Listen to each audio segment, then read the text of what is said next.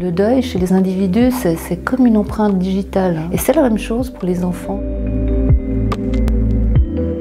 On aimerait bien que l'école soit préservée, en fait, que ce soit un peu séparé du reste de la vie, les drames, et puis qu'on puisse protéger nos élèves de tous les aléas de la vie.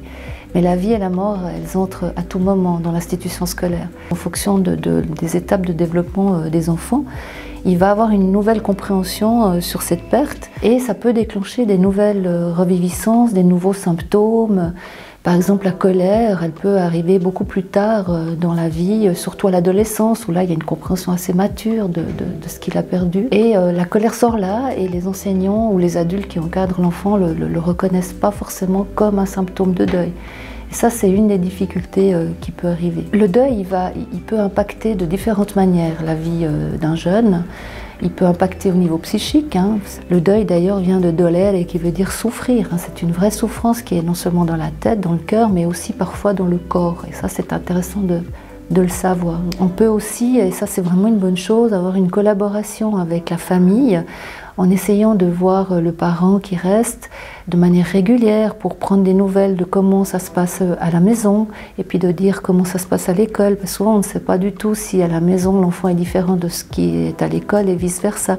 Donc ça permet un peu de faire l'état des lieux de la situation de l'enfant. Puis si on voit qu'il a un certain nombre de soucis, de problèmes ou de comportements qui sont inadaptés pour l'école ou pour la maison, de proposer des solutions. Donc, il y a toute une batterie de choses qu'on peut mettre en place qui ne sont pas du tout chronophages pour l'enseignant, mais comme pour les enfants qui peuvent être dyslexiques ou qui ont un autre souci personnel, on peut différencier son enseignement et aménager un certain nombre d'éléments pour que le jeune puisse se sentir mieux dans l'école. L'école est souvent un endroit protecteur où il retrouve un tout petit peu sa vie d'avant, parce que souvent c'est un cataclysme. Mais ça veut dire que l'enseignant doit aussi être à l'écoute de ce genre de besoins et sans forcément modifier entièrement son enseignement ou ses pratiques ordinaires dans la classe, il peut montrer à l'enfant qu'il est à disposition, à l'écoute et qu'il entend aussi sa souffrance. Et peut-être qu'en parler à l'école avec des supports qui peuvent être diversifiés, ludiques, d'une manière très interdisciplinaire, c'est aussi la détabouiser, montrer que c'est un événement social qui est commun à tous les êtres vivants. Tout ce qui est vivant doit un jour mourir, que ça fait partie de la vie, que ça permet le renouvellement des générations.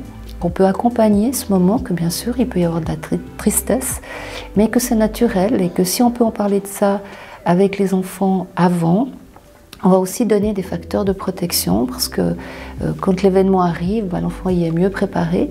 Accompagner un élève orphelin, on réalise que c'est un vrai défi pour les enseignants. Ils sont souvent démunis, ils manquent de ressources.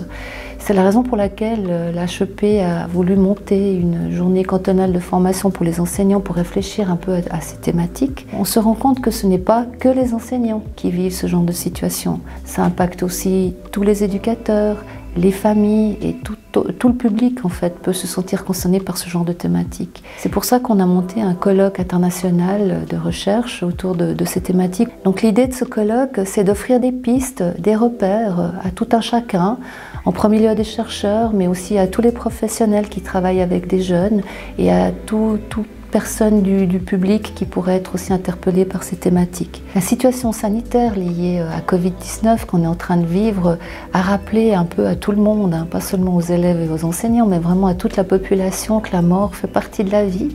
Et maintenant que la situation s'est un peu apaisée, qu'on semble aller vers le mieux, on peut peut-être utiliser cet événement pour en faire un apprentissage que je qualifierais de social.